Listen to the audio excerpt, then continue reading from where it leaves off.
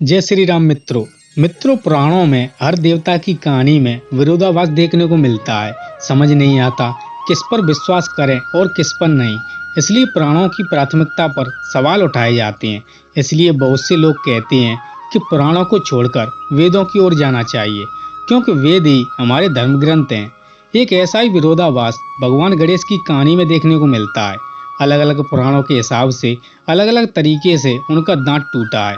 क्या गणेश जी का दांत किसी और ने तोड़ा है या उन्होंने खुद ही तोड़ा है? आइए जानते हैं। तो दोस्तों, मेरा नाम है रवि सिंह।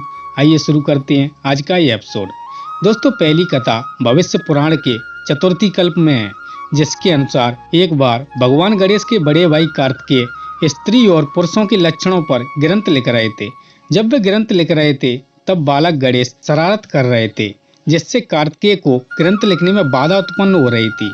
कार्तिकेय बालक गणेश को शरारत करने के लिए मना करते हैं, लेकिन बालक गणेश ने कार्तिकेय की बात को अनसुना कर दिया और वे ज्यादा शरारत करने लगते हैं। कार्तिकेय को बालक गणेश पर क्रोध आ जाता है। क्रोध के कारण वे बालक गणेश का दांत तोड़ देते हैं और टूटा हुआ दांत अपने पास रख लेते हैं। बालक गणेश भागे भागे अपने पिता भगवान शंकर के पास जाते हैं और कार्तिकेय की शिकायत करते हैं। भगवान शंकर कार्तिकेय से बोलते हैं कि तुम्हें अपने छोटे भाई के साथ ऐसा नहीं करना चाहिए। अब उन्हें उनका दांत वापस कर दो। पिता की आज्ञा मानकर कार्तिकेय बालक गणेश को उनका दांत वापस कर देते हैं, लेकिन वे बालक गणेश को एक श्राप देते हैं कि तुम्हें इस टूटे हुए दांत को अपने पास रखना होगा।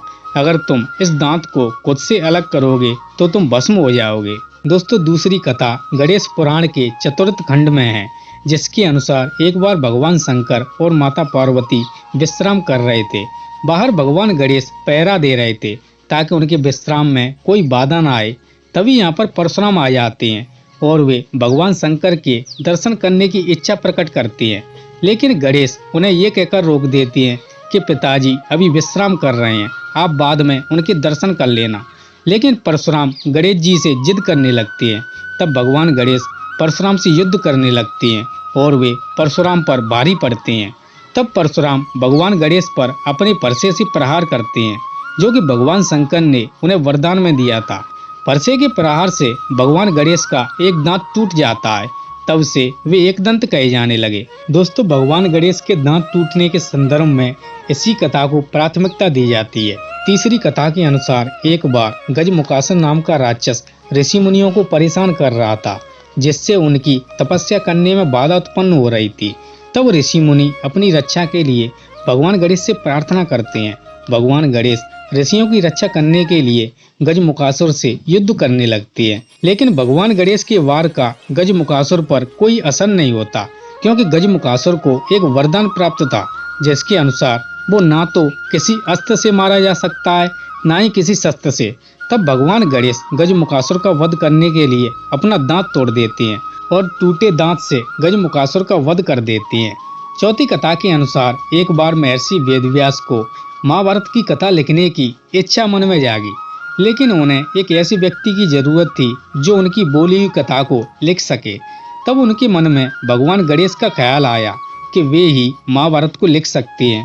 महाभारत की कथा लिखने के लिए उन्होंने गणेश भगवान से प्रार्थना की, लेकिन भगवान गणेश एक शर्त रखते हैं कि जब तक महाभारत की कथा पूरी न हो जाए तब तक आप बोलना बंद नहीं करेंगे।